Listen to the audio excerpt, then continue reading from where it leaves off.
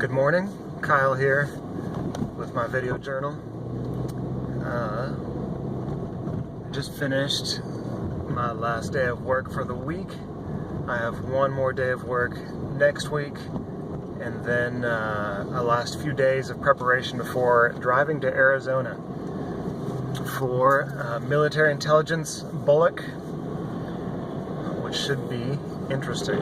So we got 11 days. This is -11, -11, T-11 days until day 0, and then after 0, I guess, comes 1, right? So yeah, I have to report on the 23rd of October, and according to their syllabus, they call that day 0. So in my mind, I was thinking, well, that's my first day, but no. Which I guess, if I think back to my other stuff, OCS and basic, they did have a day 0 and then day 1.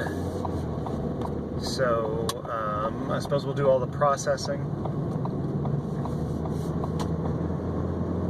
I can't help but have like a little bit of a fear and anxiety that there's going to be some kind of shark attack, like at all the other training, military training I've been through.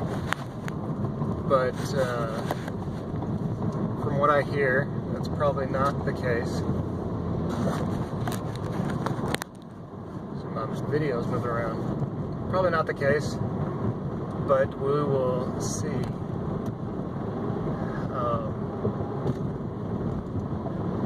Not that it's ever really that bad, and I suspect that it will, I don't know, they'll do something to scare us the first day, because that's, I don't know, the Army way, evidently. I'm not sure what that accomplishes,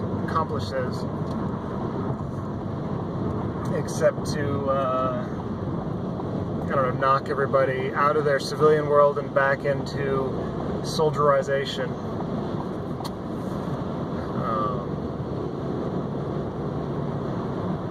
Which I suspect is part of it. But, I don't know, besides that, I'm not really sure. It probably just makes a very exact delineation between this is your civilian life and this is now not your civilian life. This is something else. That way we're not confused and be like, I thought I was me doing my thing, and that's not the case. That's why it's going to be strange to have my family along, because I've now bringing them in. I've never been active duty, so I'm bringing them into this world where there is rules and procedures, and I'm expected to follow them, and they've never been a part of that. Even when they came to my graduations and stuff, it was kind of like, oh, it's great to see you, but it's a little strange, because you've now come into this, I don't know, this, what am I thinking of, mirror universe that's different than the normal universe that we live in.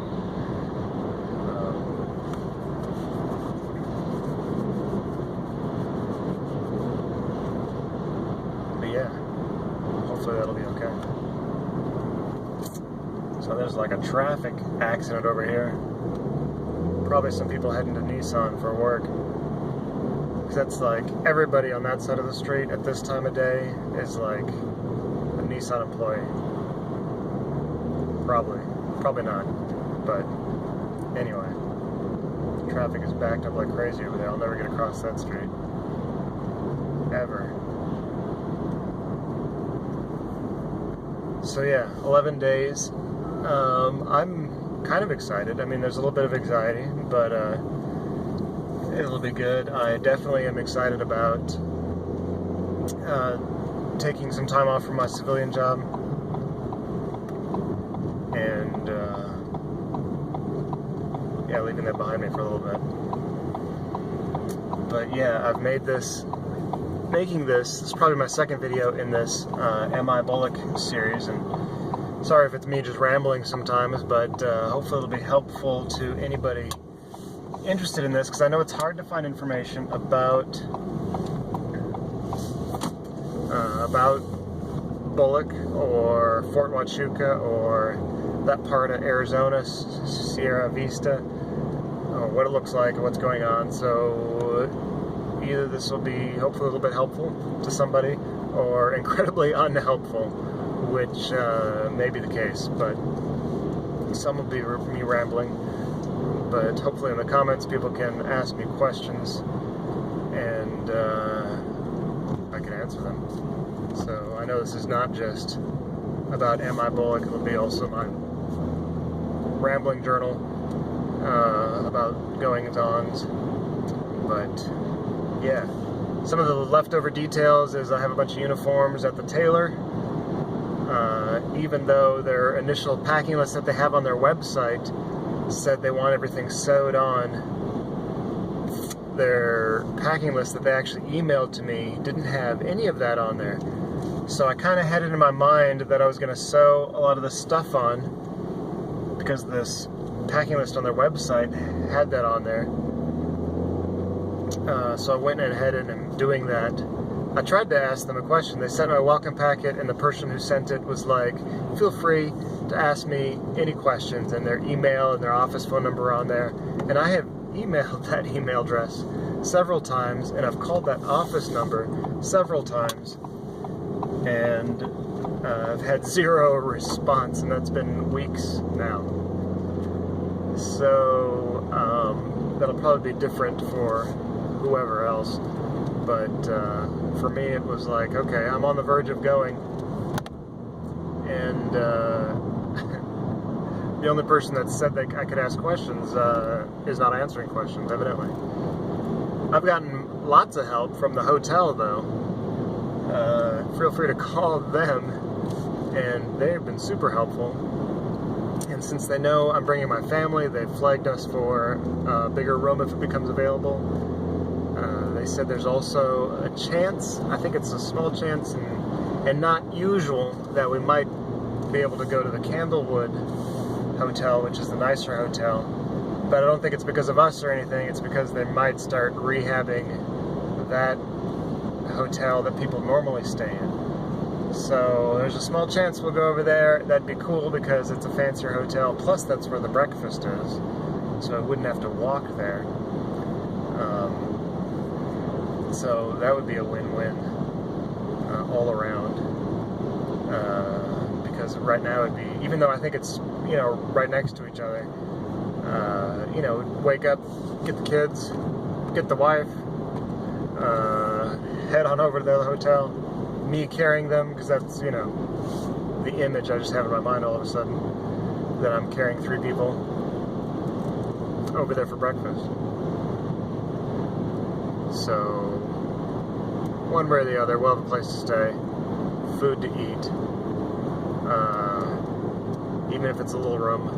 I'm kind of prepared for that, even though they said it's very likely that we will get a bigger room eventually. There might be a chance that we get there and they put us in a small room for a few days, but it looks like they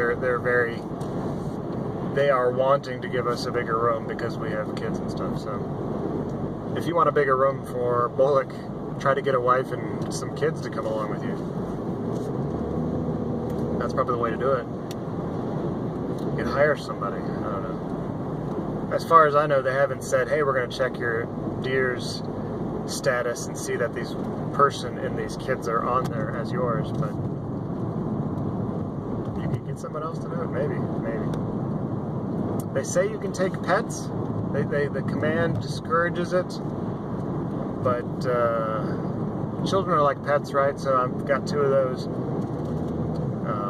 And they say that you'll be gone for a week, so if you decide to take a pet,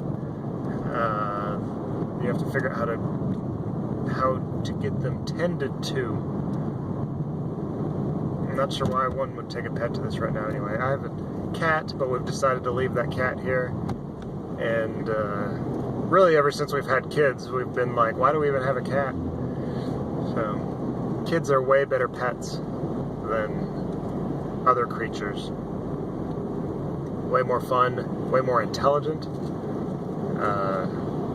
I feel like we're actually gaining something from the teaching of them, but maybe that's wrong. Gaining some kind of fulfillment. Whereas if you teach your cat something, where's the fulfillment in that? That's just fun, I guess. Our cat could fetch for a while, but that was about it. Anyway, I'll let you go. Again, feel free to come along with us on this crazy journey. Probably crossing Arizona will be very interesting. We actually found some cool places to stop, one of which, maybe we'll try to stop on the way back because it was booked, but it's this interesting little place in the desert of Arizona, it looks like, where you can rent out a stargazing little stone fort or a school bus. And it's supposedly all the comments are 100% and say the person who owns it's super cool, so maybe we'll try to stay there on the way home to Tennessee from Arizona. Anyway, talk to you later. Be safe.